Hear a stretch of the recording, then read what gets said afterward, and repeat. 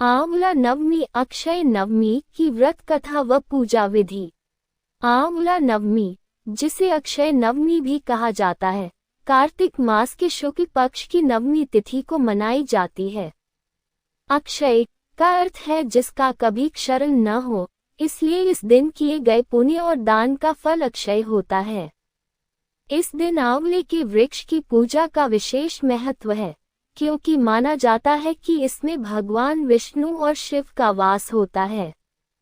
भक्त आंवले के पेड़ की पूजा करते हैं, परिक्रमा करते हैं और इसके नीचे बैठकर भोजन भी करते हैं। ये पर्व सुख समृद्धि, उत्तम स्वास्थ्य और संतान प्राप्ति की कामना के लिए शुभ माना जाता है। आंवला नवमी की पूजा विधि। अक्षय नवमी के दिन आंवला वृक्ष की पूजा की जाती है। वृक्ष की हल्दी कुमकुम आदि से पूजा करके उसमें जल और कच्चा दूध अर्पित करें।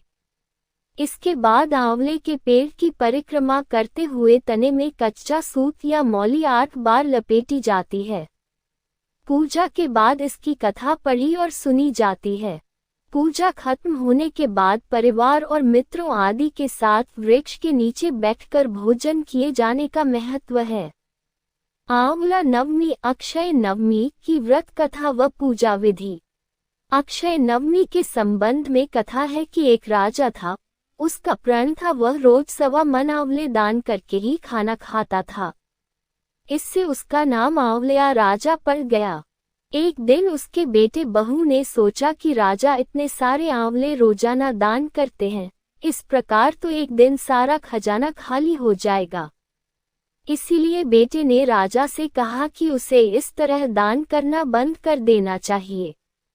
बेटे की बात सुनकर राजा को बहुत दुख हुआ और राजा रानी महल छोड़कर बियाबान जंगल में जाकर बैठ गए। राजा रानी आंवला दान नहीं कर पाए और प्रण के कारण कुछ खाया नहीं। जब भूखे प्यासे 7 दिन हो गए तब भगवान ने सोचा कि यदि मैंने इसका प्रण नहीं रखा और इसका सत नहीं रखा तो विश्वास चला जाएगा। इसलिए भगवान ने जंगल में ही महल, राज्य और बाग बगीचे सब बना दिए और ढेरों आंवले के पेड़ लगा दिए। सुबह राजा रानी उठे तो देखा कि जंगल में उनके राज्य से भी दुगना राज्य बसा हुआ है। राजा रानी से कहने लगा, रानी देख कहते हैं, सत मत छोड़े। सूरमा सत छोड़ा पत जाए, सत की छोड़ी लक्ष्मी फिर मिलेगी आए। आओ नहा धोकर आंवले दान करे और भोजन करे। राजा रानी ने आंवले दान करके खाना खाया और खुशी खुशी जंगल में रहने लगे। उधर आंवला देवता का अपमान करने व माता पिता से बुरा व्यवहार करने के कारण बहू बेटे के बुरे दिन आ गए। राज्य दुश्मनों ने छीन लिया, दाने दाने को मोहताज हो गए और काम ढूंढते हुए अपने पिताजी के राज्य में आ पहुंचे। उनके हालात इतने बिगड़े हुए थे कि पिता ने उन्हें बिना पहचाने हुए काम पर रख लिया।